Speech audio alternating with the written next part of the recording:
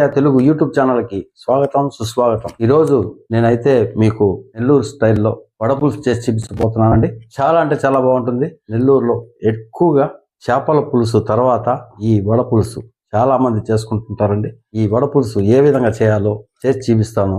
ఈ వీడియోని అయితే మీరు ఎక్కడ స్కిప్ చేయకుండా చివరి వరకు చూసారంటే మంచి వడపులుసు నెల్లూరు స్టైల్లో చేసుకోవచ్చు అన్నట్టు. ఏ విధంగా చేయాలో చేసి చూపిస్తాను.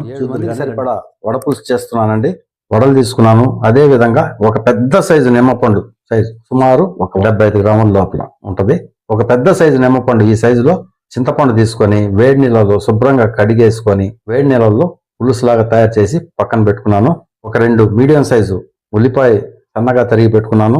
ఒక 4 రెమ్మలు కరివేపాకు తీసి పెట్టుకున్నాను. ఒక 2 మీడియం సైజు టమాటాలు కట్ చేసి పెట్టుకున్నాను. కొత్తిమీర తగినంత తీసుకున్నాను.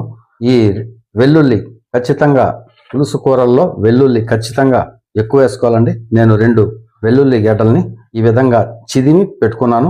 తగినంత ఉప్పు, ఒక 1/2 స్పూను మెంతులు, 1/2 స్పూను జీలకర్ర, నూనె ఒక 75 గ్రాములు తీసుకున్నానండి. ఇది అండి ఈ వడపులుసుకి కావాల్సిన ముఖ్యమైన పదార్థాలు. ఇక చకచక అంట వడపులుసు తయారు చేసుకున్నావా? అది ఆలస్యం చేయకుండా ఫటాఫట్ వడపులుసు చేసుకున్నావా?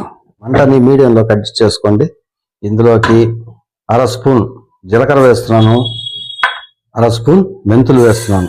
దీంట్లోనే 2 మీడియం సైజు ఉల్లిపాయలు సన్నగా కట్ చేసి వేస్తున్నాను. దీంతో పాటు 3 రెమ్మలు కరివేపాకు ఇందులోకి వేస్తున్నాను.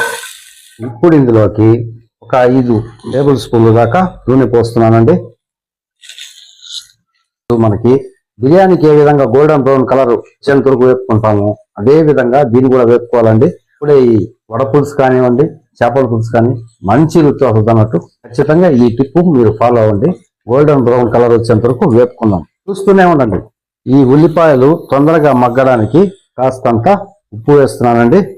వేసేసుకొని మంటని మాత్రం లో ఫ్లేమ్ లో పెట్టుకోండి. ఈ ఆనియన్స్ వేగేటప్పుడు మంటని లో ఫ్లేమ్ లో పెట్టుకోండి. అప్పుడే మనకి ఆనియన్స్ మంచి రుచి వస్తుంది అన్నట్టు. హై ఫ్లేమ్ లో పెట్టుకొని వేపుకుంటే ఆనియన్స్ తొందరగా నల్లబడద్దే కానీ మాడిపోతుందండి. అర్థమైందా? కాబట్టి ఈ ఆనియన్ వేపుకునేంత వరకు మాత్రం మంటని లో ఫ్లేమ్ లో పెట్టుకొని హ్యాపీగా చేసుకోండి. అద్భుతమైనటువంటి పులుసు కూరలు మనం చేసుకోవచ్చు అన్నట్టు. సగం ఉల్లిపాయలు సగం మగ్గిన తర్వాత వెల్లుల్లి 2 గడ్డలు ఈ విధంగా దంచి వేస్తాం. చిదిమి మాత్రం వేసుకోండి, పేస్ట్ గా వేసుకోవద్దండి. ఈ విధంగా వెల్లుల్లి వేసుకోవడం వల్ల ఈ చలికాలంలో ఒళ్ళు వేడిగా ఉంటుందండి. వెల్లుల్లి ఎంత వేసుకుంటే అంత బాగుంటుంది పులుసు.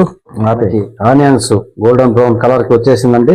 ఈ సమయంలో ఏం చేద్దామంటే నేను మీకు ఇందాక చూపించేటప్పుడు చెప్పలేదు, మిరప్పొడి 3 స్పూన్లు వేస్తున్నానండి. ఇందులో నేను ధనియా పొడి అన్ని ఉంటాయి కాబట్టి నేను మా ఇంట్లో ఆడిచ్చింది కాబట్టి నేను 3 స్పూన్లు వేస్తున్నాను. మీరు మామూలు కారం వేసుకునే పని అయితే 2 స్పూన్లు కారం, 1 స్పూన్ ధనియా పొడి వేసుకోండి సరిపోతుంది. కారం వేసుకోవడం వల్ల మంచి రంగు వస్తుందండి.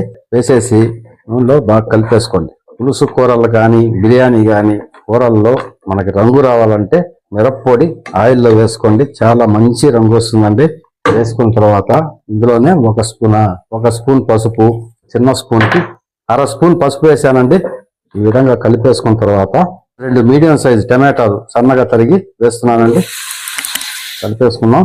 చూడండి ఎంత రంగు వచ్చిందో. మనకి పులుసు కూడా ఇదే రంగు వస్తుంది అన్నట్టు. ఈ విధంగా టమాటాలు వేసుకున్న తర్వాత టమాటాల్ని ఒక 5 నిమిషాలు ఈ విధంగా మగ్గిన తర్వాత 5 వేలకు సరిపడా కొత్తిమీర వేస్తున్నానండి. ఈ సమయంలో కొత్తిమీర వేసుకుంటే మంచి సువాసన వస్తుందండి.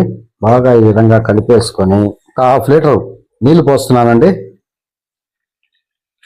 నీళ్లు పోసుకొని ఒక పొంగు రావాలండి. ఒక పొంగు వచ్చేంత వరకు ఉడికించుకుందాం. ఇప్పుడు కావాలంటే మీరు మంటని హైలో పెట్టి చేసుకోవచ్చు. చూడండి, దీంతో పాటే ఈ మాత్రం ఉప్పు వేస్తున్నానండి. మీ రుచికి సరిపడా ఉప్పు వేసుకోండి. వేసేసుకొని బాగా కలిపేసుకొని ఒక పొంగు వచ్చేంత వరకు ఉడికించుకోండి. పోసుకున్న నీళ్లు బాగా ఉడుకుతుందండి, బాగా మరుగుతుందండి. ఈ విధంగా మరుగుతున్నప్పుడు బాగా కలిపేసుకోండి. బాగా కలిపేసుకొని మనం రెడీ చేసి పెట్టుకున్న చింతపండు పులుసు పోసుకోవాలండి. సుమారు నేను ఈ పులుసుకి ఒక 1.5 లీటర్ నీళ్లు వాడినానండి.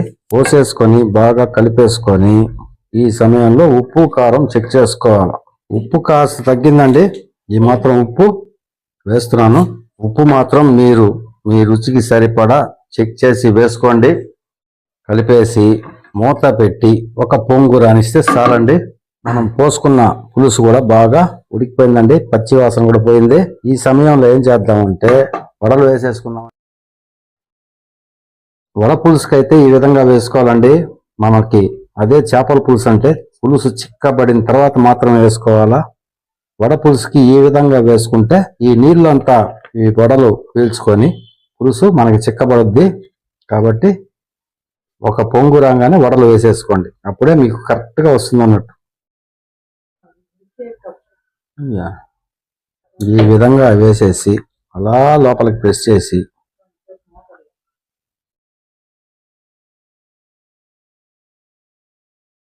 ఐదు నిమిషాలు మూత పెట్టి మీడియం ఫ్లేమ్ లో పెట్టేసుకోండి. ఈ లోపు మనకి వడలన్నీ నీళ్ళని అబ్జర్వ్ చేసుకొని పులుసు మనకి చిక్కబడదు. 5 నిమిషాలు ఉడికించుకున్నానండి. మొత్తం చూస్తున్నాను, గుమ్మ గుమ్మలాడుతూ మనకి వడ పులుసు రెడీ అయిపోయిందండి. చూడండి, మనం వేసుకున్న నీళ్ళని చాలా వరకు అబ్జర్వ్ చేసుకునేసిందండి.